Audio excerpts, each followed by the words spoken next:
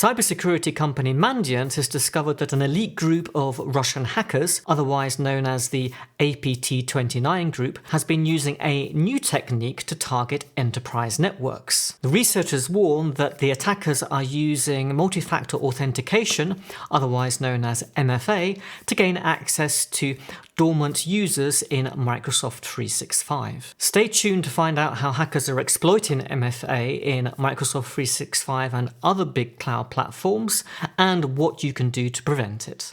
Hello, Russell here, editorial director of Petri.com in this life and IT consultant in a previous one. Multi-factor authentication is a security protection that's used in addition to passwords. It requires users to prove that they have something verified in their possession, usually something like a security key or an authenticator app on a mobile phone. Providing something you have at logon in addition to something that you know, like a password, considerably reduces the risks of account compromise. But before a user can use MFA to sign into their account, they need to enroll for the service. And the APT29 group is abusing this self-enrollment service for MFA in Azure AD, which is the identity management platform that's used by Microsoft 365 and other online services.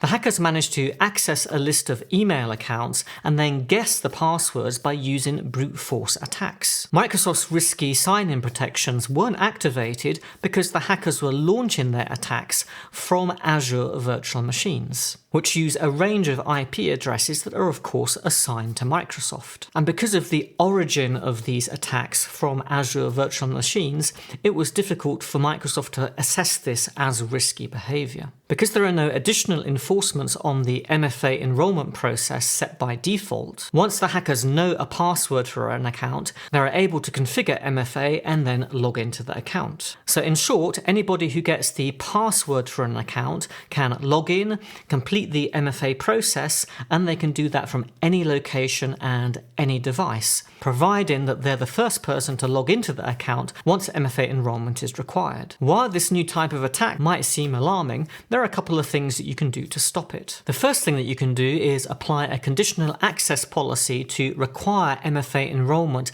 only from trusted locations or trusted devices. But while MFA is available for protecting accounts on all Azure Active Directory tiers, conditional access policies are only available to organizations with Azure Active Directory Premium, P1 and P2 subscriptions. Alternatively, you can also require MFA to enroll MFA. Sounds crazy, right? So you could get your help desk to issue users with a temporary access pass to users when they first join. The pass can be used for a limited time to bypass MFA, log in, and then register a new MFA device. Microsoft recommends using MFA, and while, as Mandiant points out, it isn't a silver bullet, MFA does considerably lower the risk of account compromise. So at the very least, you should make sure that your global admins are protected, and despite these newly discovered attack vectors, you shouldn't be put off from enabling MFA in your organization, because the benefits of it are just too great. If you found this video useful, then I'd really appreciate it if you hit the like button. And I'll leave you now with a video on the new lockdown mode that's coming to Apple devices this fall. But that's it from me, and I'll see you next time.